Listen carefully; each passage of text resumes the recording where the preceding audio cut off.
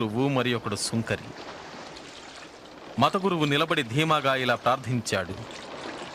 దేవా, నీకు వందనాలు. అందరిలా నేను పేరాశాపరుణ్ణి, కపటిని, వ్యభిచారిని కాదు.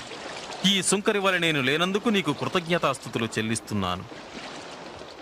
వారానికి 2 సార్లు ఉపవాసం ఉంటూ నా రాబడిలో 10వ వంతు చెల్లిస్తున్నాను.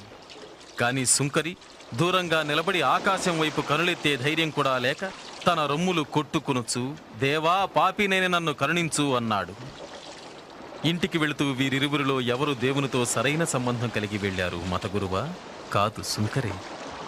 తనను తాను హెచ్చించుకునే ప్రతివాడు తగ్గించబడతాడు, తగ్గించుకునే ప్రతివాడు హెచ్చింపబడతాడు. పడవను ముందు లోతునకు నడిపించండి.